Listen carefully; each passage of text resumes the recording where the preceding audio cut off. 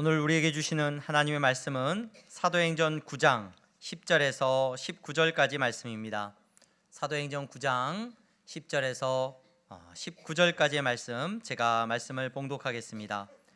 그때 다메섹에 아나니아라 하는 제자가 있더니 주께서 환상 중에 불러 이르시되 아나니아야 하시거늘 대답하되 주여 내가 여기 있나이다 하니 주께서 이르시되 일어나 직가라 하는 거리로 가서 유다의 집에서 다섯 사람 사울이라 하는 사람을 찾으라. 그가 기도하는 중이니라. 그가 아나니아라 하는 사람이 들어와서 자기에게 안수하여 다시 보게 하는 것을 보았느니라 하시거늘 아나니아가 대답하되 주여 이 사람에 대하여 내가 여러 사람에게 듣사온즉 그가 예루살렘에서 주의 성도에게 적지 않은 해를 끼쳤다 하더니 여기서도 주의 이름을 부르는 모든 사람을 결박할 권한을 대제사장들에게서 받았나이다 하거늘 주께서 이르시되 가라. 이 사람은 내 이름을 이방인과 임금들과 이스라엘 자손들에게 전하기 위하여 택한 나의 그릇이라. 그가 내 이름을 위하여 얼마나 고난을 받아야 할 것을 내가 그에게 보이리라 하시니 아나니아가 떠나 그 집에 들어가서 그에게 안수하여 이르되 형제 사울아 주 곧 네가 오는 길에서 나타나셨던 예수께서 나를 보내어 너로 다시 보게 하시고 성령으로 충만하게 하신다 하니 즉시 사울의 눈에서 비늘 같은 것이 벗어져 다시 보게 된지라. 일어나 세례를 받고 음식을 먹음에 강건하여 지니라. 아멘. 아멘. 이 시간 샤론 찬양대 하나님 앞에 찬양하시겠습니다.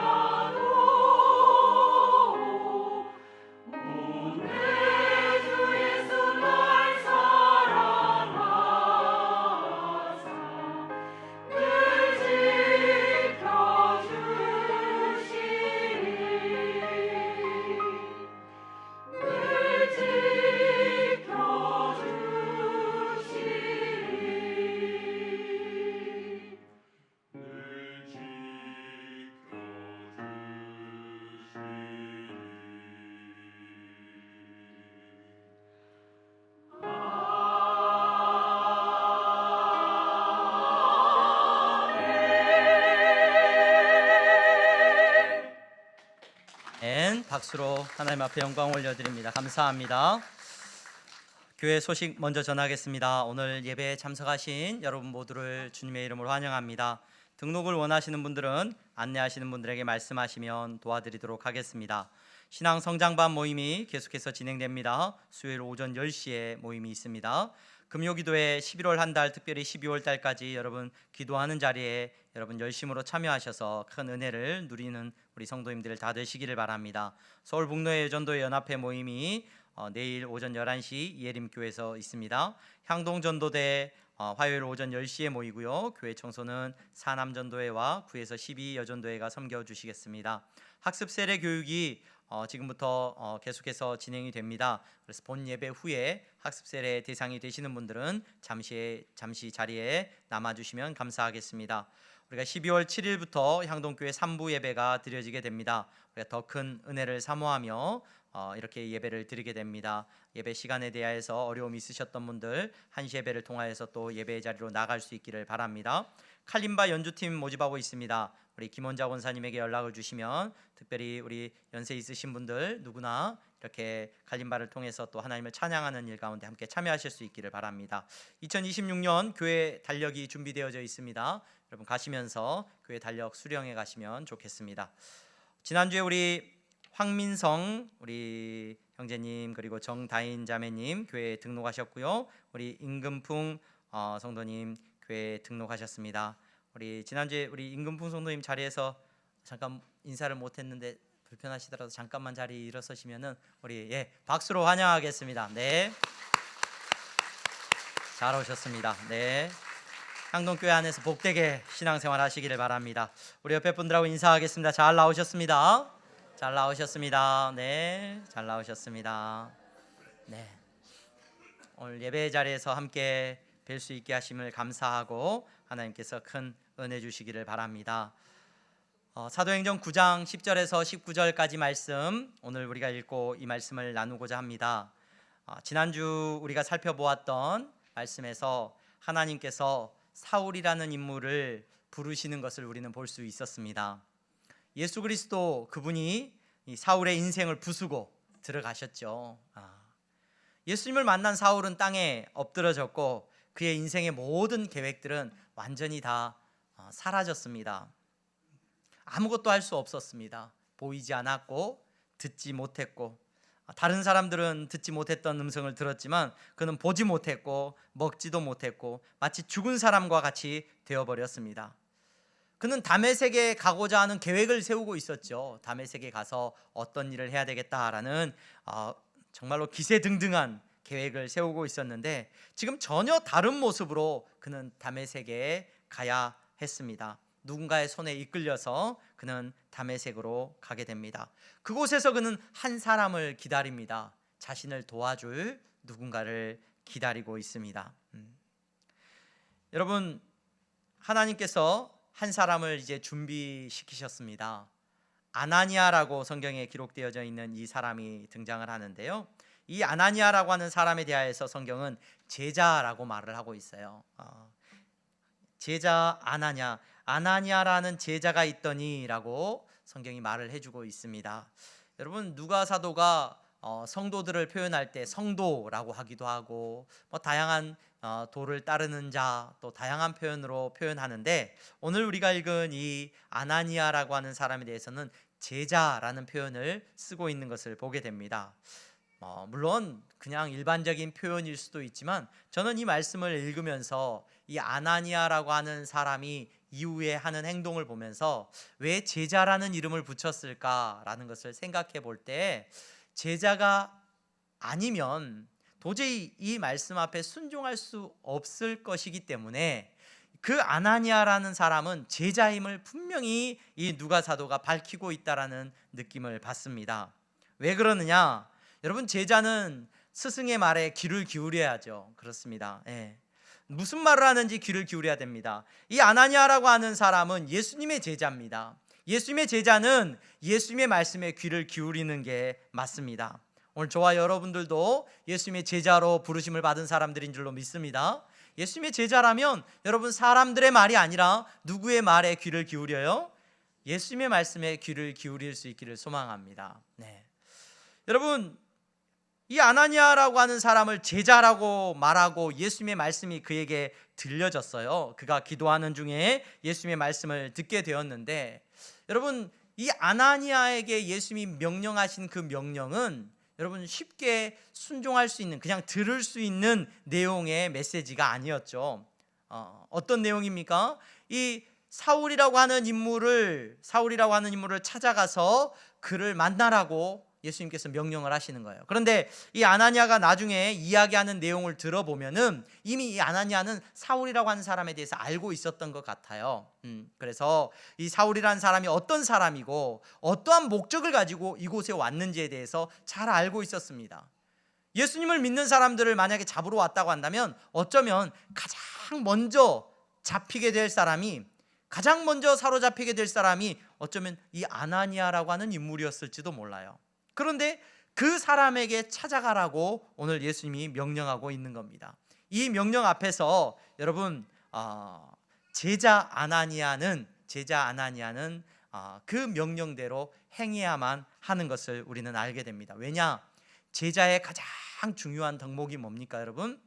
제자의 가장 중요한 덕목이 뭐예요? 예수님께서 말씀하실 때 나를 따라오려거든, 제자가 되기 위해서는 가장 중요한 덕목이 뭐라고 말씀하십니까? 마태복음 16장 24절, 자기를 부인하고 자기 고집대로 살아가는 사람이 제자가 아니라 예수님의 말씀을 듣고 예수님의 말씀대로 살아가는 사람이 제자죠. 오늘 이 자리에 나오신 여러분, 저와 여러분들은 우리 고집대로 살아가는 사람들이 아니라 여러분, 예수님의 말씀 앞에서 내 생각을 내려놓을 수 있는 제자이기를 주님의 이름으로 축원합니다. 신앙생활을 해도 합리적이고 이성적이고 비판할 것은 비판하고 하나님 앞에서 옳지 않은 것에 대해서 우리는 말할 수 있고 말할 수 있습니다. 그런데 여러분, 하나님 앞에서 우리가 합리적이고 이성적이고 논리적인 이유로 그분의 말씀에 순종하지 않을 수 있느냐? 합리적인 어떤 사람으로서 우리가 하나님 앞에 서 있을 수 있느냐? 여러분, 기억하시기를 바랍니다. 하나님의 주권 앞에서는 누구도 내 고집대로 설 수 없다는 것을 기억하시기를 바랍니다. 여러분, 하나님의 뜻 앞에서 저와 여러분들은 할 수밖에 없어요. 그것이 내 이성과 내 논리에 맞지 않고 혹 나에게 손해가 될지라도 하나님의 말씀 앞에서 저와 여러분들은 순종이라는 말을 우리가 즐겨 쓰죠. 순종해야 하죠. 그런데 저는 이 순종이라는 표현 자체를 조금은 조심해서 사용했으면 좋을 것 같아요. 사도행전에 보면서 우리가 순종해야 됩니다, 이렇게 아나니아도 순종했습니다, 사울도 순종했습니다, 우리가 순종해야 됩니다 라는 말을 저는 즐겨 사용하지 않고 싶어요. 왜냐하면 순종은 덕목이 아닙니다. 여러분, 그리스도인으로서 순종은 우리가 하나님 앞에서 내가 순종했어 라는 어떤 그런 아름다운 어떤 우리의 자랑이 될 수가 없어요. 여러분, 순종은 우리가 마땅히 해야 하는 일이에요. 여러분, 하지 않는다? 하나님께서 여러분 하지 않는 사람, 순종하지 않는 사람, 제가 사도행전에서 왜 순종이라는 덕목이 여러분들에게 잘 그냥 주의해서 이야기 되어져야 된다라고 말씀을 드리냐면, 하나님이 일하신다라고 했어요. 내가 일하는 게 아니에요. 아나니아가 일하는 게 아니라, 사울이 일하는 것이 아니라 성령 하나님께서 끌고 가시는 거예요. 그러면 성령 하나님께서 끌고 가시는데 순종하지 않으면 어떡해요? 사울이 순종하지 않았으니까 그래, 내가 계획을 좀 바꿔야 되겠다, 그러실까요? 그렇지 않아요. 여러분, 하나님은 하나님의 일을 행하십니다. 하나님의 일을 행하시는 데 있어서 하나님의 뜻대로 일하십니다. 여러분, 우리가 순종하지 않습니까? 여러분, 사울은 순종할 수밖에 없어요. 아나니아도 마찬가지입니다. 순종할 수밖에 없습니다. 순종하지 않는다면요, 하나님이 어떤 방법으로든지 만들어 가시겠죠. 그의 삶을 꺾든지 부수든지. 하나님의 능력 앞에서 저와 여러분들은, 우리가 이성적으로 생각해보고 논리적으로 판단해보고 그럴듯하니까 내가 순종해 볼게요. 그리스도인의 여러분 덕목은 그런 순종이 아니라는 것을 기억하시기를 바랍니다. 우리가 하나님을 주님이라고 불러요. 예수 그리스도가 주인님이에요. 주인이 시키는 일에 대해서 저와 여러분들이 합리적이고 이성적인 반항을 할 수 있겠습니까? 그렇지 않습니다. 여러분, 아나니아는 사람들에게 들어서 알고 있었어요. 어떤 내용을 알고 있었냐면 13절 14절에 이렇게 말을 하죠. 아나니아가 대답하되 주여, 이 사람에 대하여 내가 여러 사람에게 듣사온즉 여러 사람에게 들었다는 거예요. 그가 예루살렘에서 주의 성도에게 적지 않은 해를 끼쳤다 하더니 여기서도 주의 이름을 부르는 모든 사람을 결박할 권한을 대제사장들에게서 받았나이다 하거늘. 아나니아는 이런 이야기를 말한 거예요. 사람들한테 자기가 들었고 이런 이야기들이 있습니다. 그러자 하나님이 뭐라고 하셔요? 하나님은 거절할 수 없는 일을 그들에게 말씀하셔요. 하나님의 계획을 그에게 이미 말씀하시고 그 계획이 이루어질 것을 말씀하셔요. 사울이 나쁜 사람이고 위험한 사람이라고 말을 했지만 하나님은 그 사울을 택하셨다라고 지금 말씀을 하고 계셔요. 여러분, 하나님께서는 사울을 택하셨죠. 사울을 택하셨습니다. 15절 16절에 이렇게 기록을 하고 있습니다. 이 사람은 내 이름을 이방인과 임금들과 이스라엘 자손들에게 전하기 위하여 택한 나의 그릇이라. 그가 내 이름을 위하여 얼마나 고난을 받아야 할 것을 내가 그에게 보이리라. 하나님이 작정하신 거예요. 하나님이 작정하신 일 앞에서 여러분 순종하지 않을 수 있습니까? 그럴 수 없습니다. 하나님은 하나님의 일을 하십니다. 그래서 아나니아는 사울을 찾아갑니다. 사울을 찾아가서 하나님께서 그 일을 통하여서 하시고자 하시는 일을 이제 감당해야 합니다. 근데 저는 이 아나니아가 사울을 찾아가는 모습 가운데서 한 구약의 한 사람과 이렇게 비교가 됐어요. 어떤 사람이냐면 요나라고 하는 선지자가 있죠. 요나라고 하는 선지자가 있어요. 요나라고 하는 선지자는 여러분 어떤 선지자인지 우리 잘 알고 있습니다. 신앙생활을 조금 하신 분들은 한 번쯤은 들어보셨을 거예요. 요나라고 하는 선지자는 이스라엘의 선지자인데 이 이스라엘의 선지자에게 명령하셨어요. 하나님이 어디로 가라고요? 아수르의 수도인 니느웨로 가라고 명령하셨어요. 원수들이에요.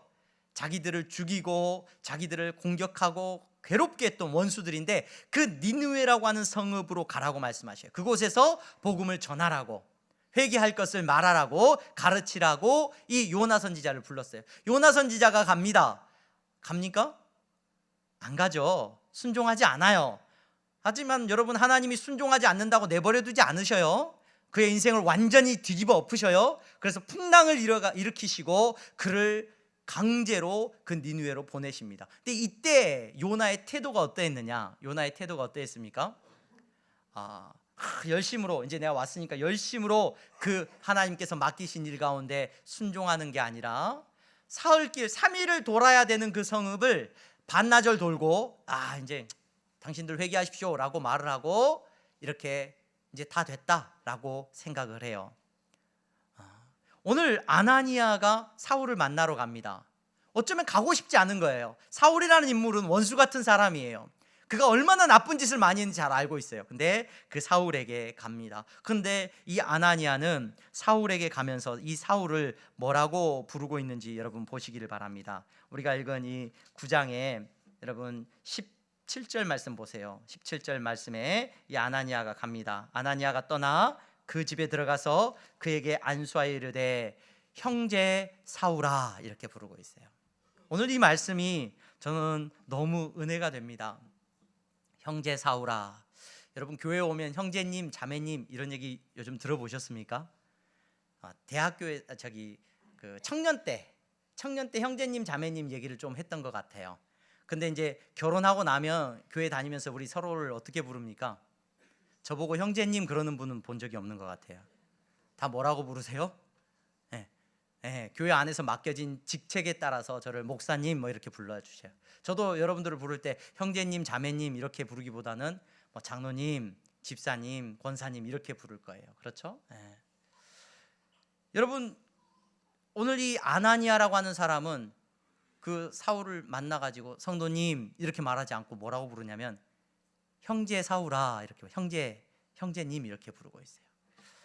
별로 안 부르고 싶었을 것 같아요. 그런데 형제라고 부르고 있습니다. 오늘 저와 여러분들은 오늘 이 자리에 앉아서 서로 일 때문에 만난 사람이 아니에요. 그렇죠? 여러분 권사님이고 집사님이고 하시지만 여러분 그것보다 더 본질적인 우리의 사귐은 형제 자매라는 것을 잊지 마시기를 바랍니다. 우리는 서로에 대해서 상관없는, 그저 그냥 가게에서 물건 살 때 사장님이 아니라 그냥 나하고 그냥 관계없는 그런 어떤 관계가 아니라 적어도 이 자리에 함께 예배드리는 여러분들은 한 형제요 자매라는 것을 성경은 늘 말해주고 있습니다.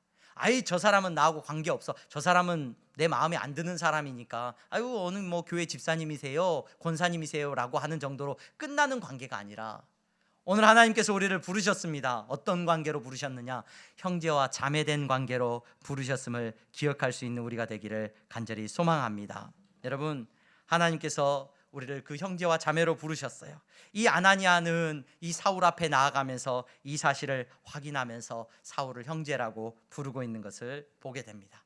그래서 사울을 만나서 이제 사울에게 안수하고 기도하고 그를 위해서 기도해 주고 있습니다. 그리고 사울이 이제 회복되어지는 모습을 우리가 볼 수 있는데, 오늘 이 설교 시간에 제가 여러분들과 나누고 싶은 주제는 이 사울의 모습을 통하여서 우리가 생각해 보고자 하는 이 주제가 뭐냐? 주제가 거듭남이라는 주제예요. 거듭남. 지난 시간에 저는 여러분들에게 부르심에 대한 이야기를 조금 나누었어요. 부르심, 소명이라고 우리가 말하는 부르심에 대한 이야기를 말씀을 나누었습니다. 부르심이 대단한 거고 막 진짜 하늘에서 뭔가 음성이 들리는 것이 아니라 오늘 우리에게 역사하시는, 오늘 이 자리에 여러분들을 부르신 하나님의 부르심을 깨달아 알기를 소망합니다. 그 사울을 부르시는 부르심을 통하여서 저와 여러분들을 부르신 하나님의 음성에 저와 여러분들이 깨달아 아는 은혜가 있기를 소망하며 지난 시간에 부르심에 대한 이야기를 나누었어요. 오늘 저와 여러분들이 생각해 보고자 하는 주제는 이 사울의 모습을 통하여서 저와 여러분들이 거듭남에 대하여서 깊이 생각해 볼 수 있는 은혜가 있기를 소망합니다. 교회에 나오면서 신앙생활하면서 이 거듭남이라는 단어를 종종 듣게 됩니다. 그리고 이 거듭남이라는 단어는 우리를 불편하게 해요. 그래서 굉장히 뭐 외국에서나 여러분들이 내가 크리스찬이다라고 하면은 당신은 본어게인 했습니까? 다시 태어났습니까? 거듭나셨습니까? 이런 질문들을 자주 받게 되고, 또 여러분들이 신앙생활하고 있는데 누군가가 뭐 이렇게 잘못된 신앙을 가진 사람들이 이렇게 막 물어보는 것도 경험해 본지 모르겠어요. 당신 거듭났습니까? 갑자기 그 질문 받으면 어떻게 돼요? 위축되죠. 네, 굉장히 위축돼요. 굉장히 저녁에도 술 한잔 했고 오늘 아침에 딸내미한테 소리쳤고 욕했고 성경은 본 적이 오래전이고 기도도 안 하는 것 같고 뭔가 거듭난 것과는 거리가 멀단 말이죠. 내가 생각할 때.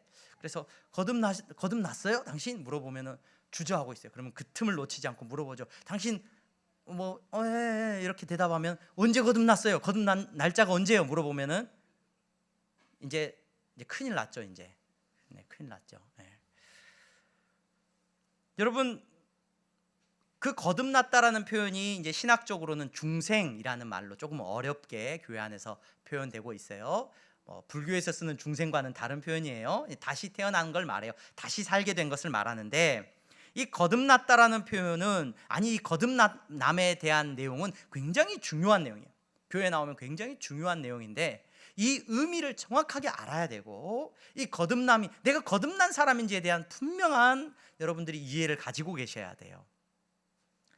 예수님께서 이 거듭났다라는 말을 언제 처음 우리에게 말씀해 주시냐면, 거듭남에 대한 이야기를 말씀해 주시냐면은 이 요한복음 3장 3절에 보면은 이 니고데모라고 하는 유대인 가운데 그 바리새인으로서 율법학자, 제가 바리새파 사람들에 대한 설명을 드렸죠. 이 바리새파 사람 가운데 니고데모라고 하는 사람이 예수님을 찾아왔어요. 그래서 예수님께서 그 니고데모에게 이런 말씀을 하십니다. 요한복음 3장 3절입니다. 예수께서 대답하여 이르시되 진실로 진실로 내게 이르노니, 예수님이 강조할 때 아멘 아멘 레고 이렇게 표현을 해요. 그러니까 반복해서 내가 정말로 정말로 너희에게 말하는데 사람이 거듭나지 아니하면 하나님의 나라를 볼 수 없느니라. 하나님 나라에 갈 수 있다고요? 갈 수 없다고요? 갈 수 없다는 거예요. 거듭나지 않으면 안 된다는 거예요. 너무 중요한 문제 아니겠습니까?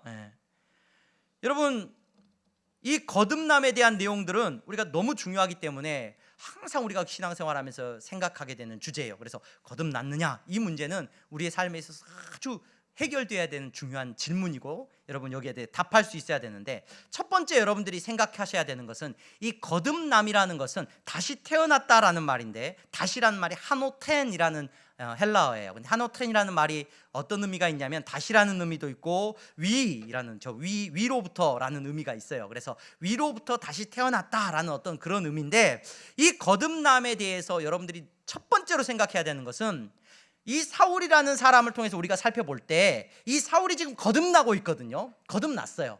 이 사울이 거듭나는 건 내가 거듭나야겠다라고 해서 사울의 능력으로 거듭나는 거예요? 아니면 사울의 능력과는 상관이 없어요? 사울의 능력과는 상관이 없어요. 거듭남은 절대로 그 주체가 사람이 될 수가 없어요.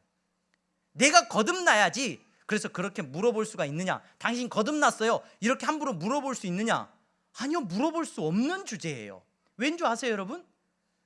거듭났느냐? 이 질문은 내가 뭔가 했다면, 거듭났고 언제 거듭났는지 내가 주체가 되어서 내가 무언가를 했다고 한다면 말할 수 있겠죠. 하지만 이 거듭남은 성령 하나님께서 행하시는 일이에요. 성령님께서 일하시는 일이에요. 다시 태어나는 것, 다시 거듭나는 것, 이것은 성령님께서 주체가 되어서 하시는 일이라는 겁니다. 여러분, 내가 거듭났다, 정말로 내가 거듭났다고 한다면 그 거듭났다는 것으로 다른 사람을 판단할 수 있어요, 없어요? 내가 하는 일이 사람이 하는 일이 아니라니까요. 그래서 다른 사람을 판단할 수 없어요. 또 뿐만 아니라 여러분, 그것이 나에게 자랑이 될 수 있습니까, 없습니까? 자랑이 될 수 없어요. 내가 한 게 아니니까. 여러분, 그걸로 다른 사람을 겁줄 수 있어요, 없어요? 겁줄 수도 없어요. 왜냐? 이 거듭남은 완전히 은혜예요. 완전히 은혜. 전적인 은혜란 말이에요. 이건 내가 좀 착한 일을 하는 사람이 되었다, 좋은 사람이 되었다라는 말이 아니에요. 이건 완전히 다시 태어나게 되었다는 걸 말하는데, 새로운 사람이 되었다는 걸 말하는 거예요. 이건 영적인 의미예요. 영적으로 죽은 사람이었는데 영적으로 새롭게 태어나게 되었다는 것을 말하는 건데, 이것은 전적으로 하나님이 행하시는 일이에요. 여러분, 사울이 기세등등하여서 달려갔습니다. 다메섹으로 달려갔습니다. 근데 그 일을 하러 가다가 그가 꼬꾸라졌어요. 그는 유대인으로서의 삶을 멋들어지게 살았던 사람입니다. 근데 지금 죽은 사람처럼 돼버렸어요. 그는 지금 예수님께서 그를 사용하셔서 그를 거듭나게 하고 계시는데, 그는 꿈이 죽어버렸어요. 어떤 꿈을 꾸고 있었는데 그 꿈이 사라져버렸어요. 그의 욕망도 완전히 끝이 났습니다. 그가 의롭다고 여겼는데 그 의로움도 끝이 났어요. 그의 자랑도 죽어버렸습니다. 그의 신분도, 그의 모든 권리도 여러분 다 죽어버리고 끝났어요. 그리고 그가 거듭납니다. 예수님께서 그를 거듭나게 하셔요. 근데 새로운 꿈이 주어지고요, 새로운 바람이 주어지고, 새로운 의로움이 그에게 덧입혀지고, 새로운 자랑이 생기고, 새로운 신분과 새로운 권리가 생겨납니다. 이게 지금 사울이 거듭나고 있는 모습이에요.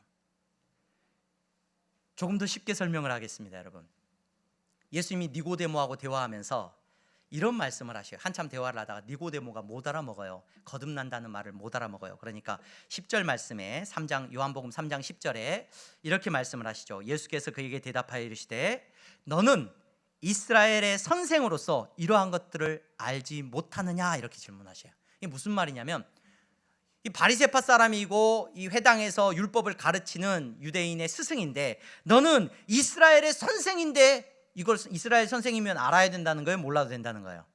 알아야 된다는 거예요. 근데 너는 이스라엘의 선생인데 왜 이걸 모르느냐라고 말을 하고 있어요. 이건 무엇을 의미하고 있냐면, 이스라엘의 본질이 거듭남에 있다는 거예요.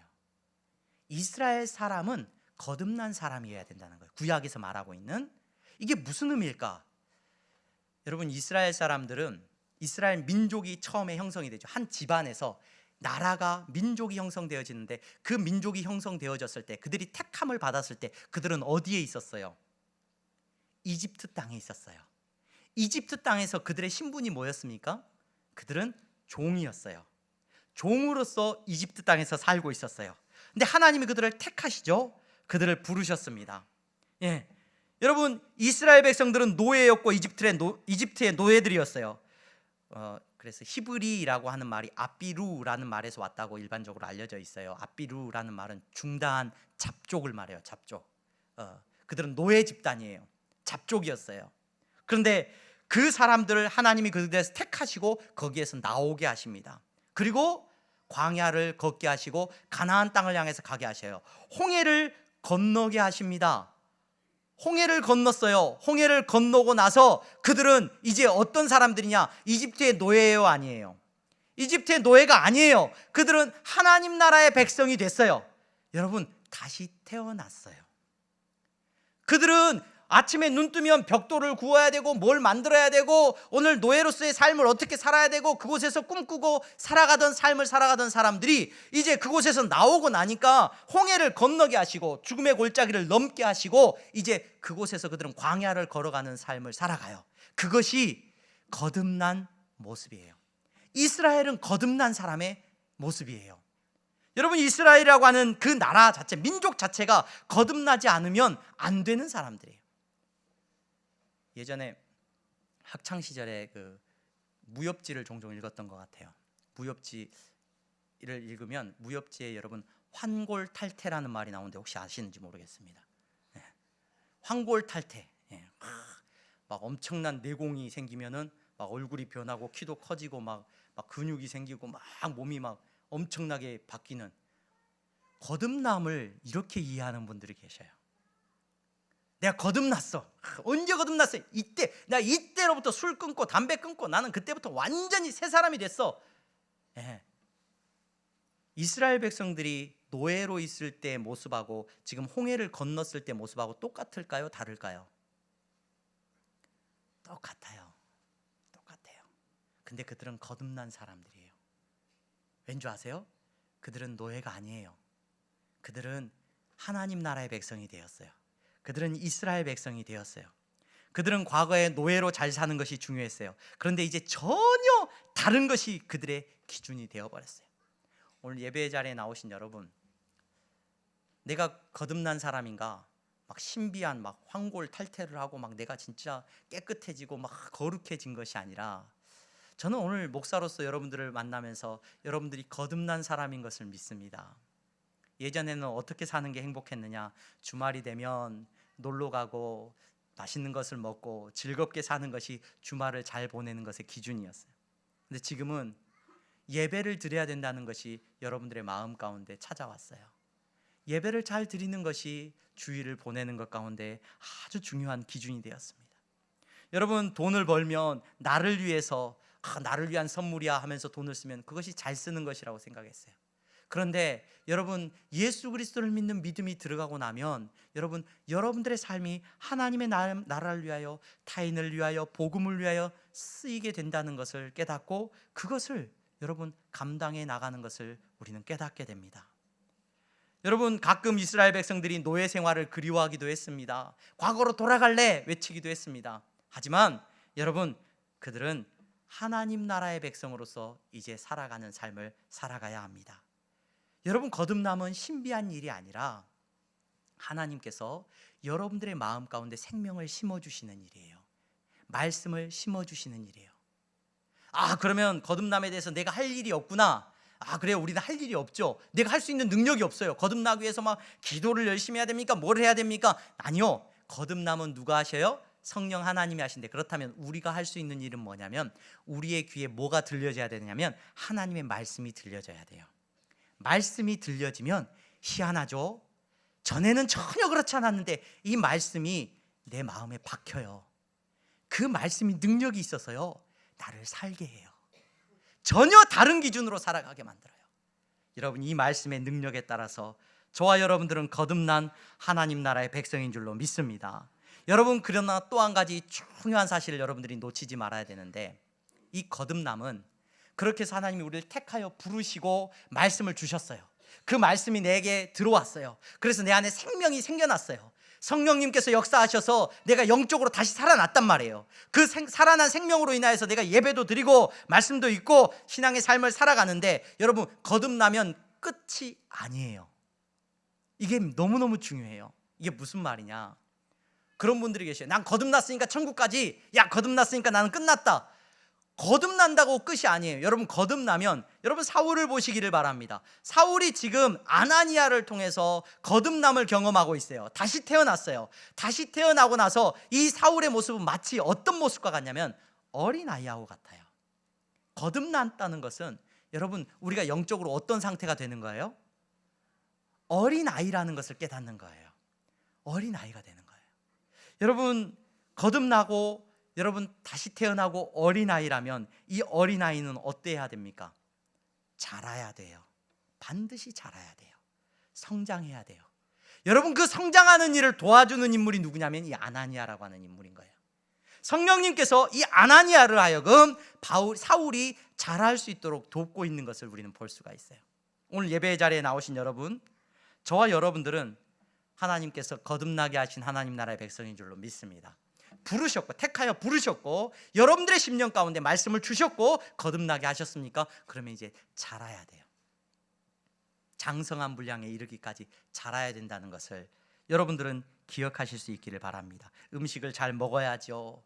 여러분 교제가 있고 성장해야죠. 배워야죠. 그래서 자라야 됩니다. 영적으로 자라가야 됩니다. 자라지 못한다면 이거 심각한 문제예요. 심각한 문제.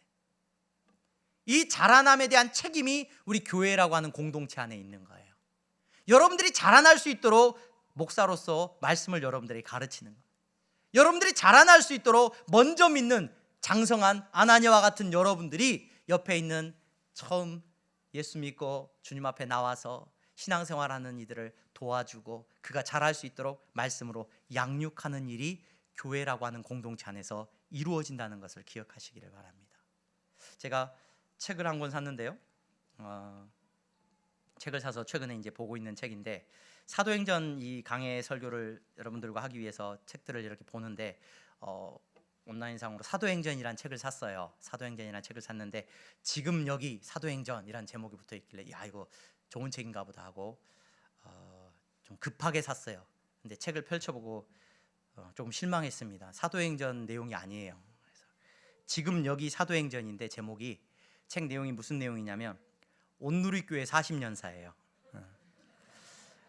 남의 교회 40년사 책을 제가 사가지고 온누리교회 담임 목사님이 자기 교회 40년의 그 지나온 시간들을 기록한 그래서 사도행전적인 교회를 꿈꾸는 어떤 그 교회의 슬로건을 걸고 있는 그 온누리교회가 지금 여기 사도행전이란 책 제목으로 책을 냈더라고요. 근데 참 요즘 열심히 보고 있습니다. 제가. 예.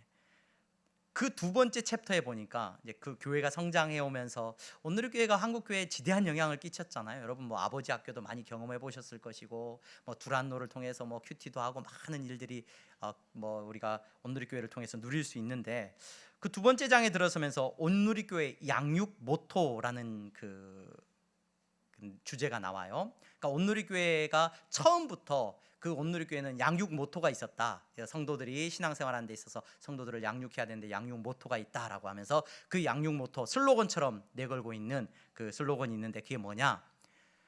배우든지 가르치든지. 이거예요. 배우든지 가르치든지. 저는 이 말이 머리를 떠나지를 않아요. 배우든지 가르치든지.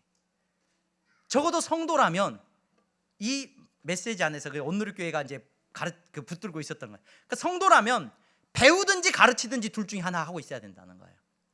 배우지도 않고 가르치지도 않고 배우지 않는다는 건 그만큼 다 자랐다는 건데 다 알고 있다는 건데 근데 배웠는데 가르치지를 않아? 또 아니면 가르칠 만한 그런 실력이 되지 못하고 잘하지 못했는데 배우지를 않아? 둘 다 심각한 문제라는 거예요. 여러분 오늘 우리 향동교회 성도님들은 여러분 거듭난 하나님 나라의 백성으로 이 자리에 나오신 줄로 믿습니다. 여러분들은 자라든지 여러분 양육하든지 그 사명을 잊지 마시기를 바랍니다. 거듭났다고 끝이 아니에요. 자라야 돼요. 장성한 어른이 되기까지 자라야 됩니다. 잘 먹어야 됩니다. 좋은 말씀을 잘 먹어야 됩니다. 좋은 말씀을 먹을 수 있도록 여러분 교회는 성도들은 서로를 먹여야 됩니다. 다른 말로가 아니라 먹여야 됩니다. 도와줘야 됩니다. 하나님의 말씀을 전해 주어야 됩니다. 오늘 이 자리에 나오신 여러분들에게 하나님께서 그 놀라운 축복을 허락해 주신 줄로 믿습니다. 우리 양동교회가 그런 공동체가 되기를 원해요. 거듭난 사람들이 많이 세워지는 공동체가 되기를 바랍니다. 새로운 사람들이 많이 참여하는 그런 아름다운 교회가 되기를 원합니다. 교회마다 싸움들이 많이 있죠. 분열들이 있고 불편함들이 많이 있어요. 그 불편함이 해소될 수 있는 것은 여러분, 어린아이, 거듭난 어린아이들이 많아지는 것이 교회가 평안하고 교회가 기쁨 가운데 머무를 수 있는 비결이에요. 저희 아내가 저하고 결혼을 하고 시댁에 내려가기를 별로 안 좋아했어요. 그래서 명절 때 내려가는 거 별로 불편해했는데 언제부터 참 좋아했어요.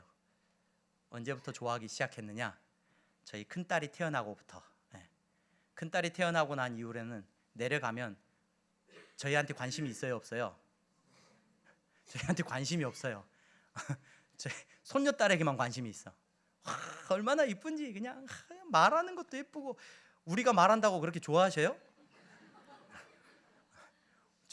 저는 아버지가 되게 무서운 분이셨거든요. 말하는 것도 굉장히 불편했는데 이 딸이 무슨 말을 해도 예쁘고 그걸 녹화해가지고 보고 또 보고 웃으면서 보여주고. 다른 사람에겐 보여주지 마세요, 여러분. 다른 사람은 별로 그렇게 감동되지 않습니다, 여러분. 근데 얘가 이런 말을 했다라고 예뻐하고 즐거워하고 얼마나 가정이 분위기가 좋아하는지 몰라요. 교회도 마찬가지예요, 여러분. 처음 신앙생활하고 오시는 분, 목사로서 가장 큰 즐거움이 거기에 있어요. 신앙생활을 처음 시작합니다. 우리 등록하시는 분들, 가끔 그런 이야기를 듣고 이분이 교회에 나올 줄은 몰랐습니다, 이런 얘기를 해요. 기적 같은 일입니다.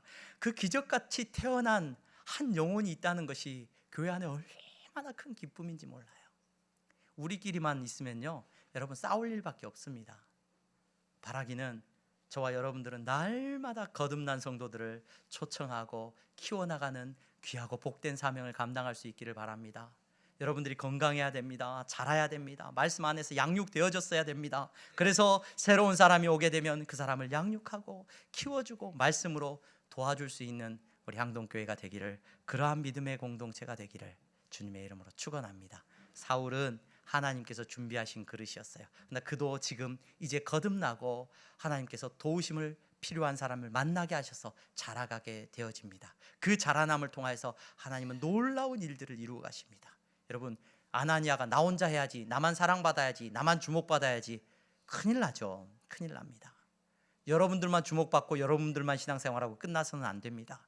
하나님께서 여러분들을 통하여서 다음 세대가 키워지고 다른 사람이 양육되어져서 구원받음의 역사가 일어나고 우리의 다음 세대가 복음을 들고 땅끝까지 나아가는 역사가 우리 교회 안에서, 향동교회 안에서 일어나기를 주님의 이름으로 축원합니다. 기도하겠습니다. 거룩하신 하나님, 감사합니다. 우리 사랑하는 성도들을 거듭나게 하신 줄로 믿습니다. 신비한 일인 것 같지만 하나님, 우리의 삶 가운데서 이미 이루신 일인 줄로 믿습니다. 예수 그리스도를 믿게 되었고 그분을 바라보며 예배의 자리에 나와 하나님 예배하게 하신 이 거듭난 성도들이 믿음 안에서 자라가게 하시고 하나님 다른 성도들에게 복음을 전하게 하시고 그들이 자랄 수 있도록 돕는 사명을 감당하는 우리가 되게 하여 주시옵소서. 예수 그리스도의 이름으로 기도하옵나이다. 아멘.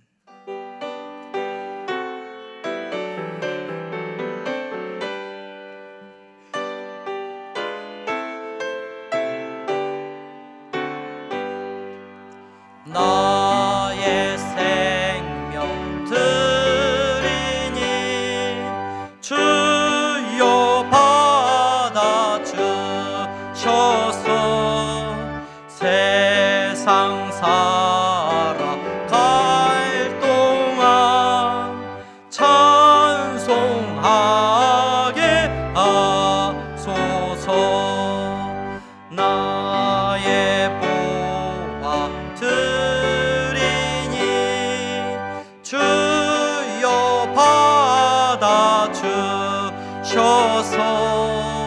하늘나라 위하여 주 뜻대로 쓰소서.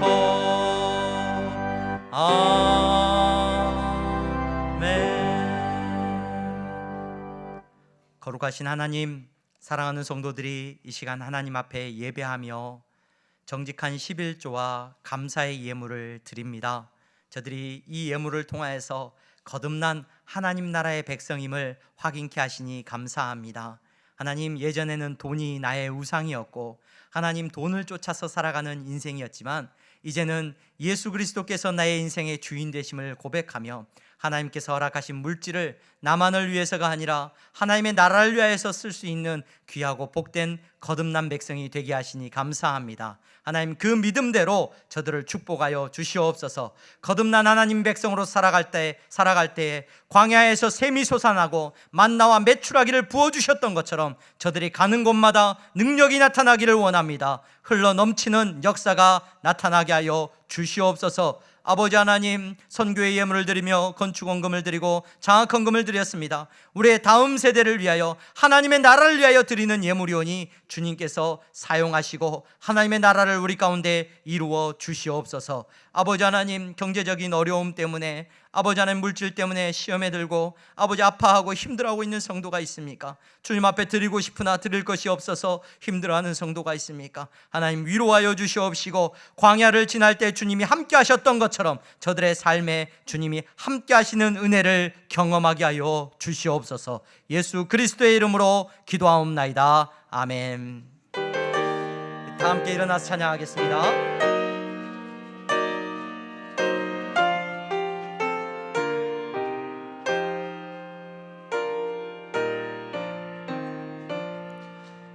하늘에 계신 아버지, 이름 거룩하사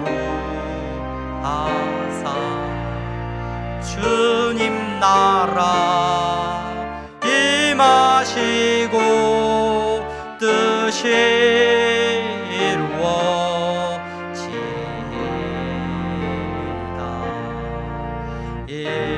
한량 주시고 우리들의 큰 죄 다 용서하옵시고 또 시험에 들게 하시고 악에서 구원하소서. 대개 주의 나라 주의 권세 주의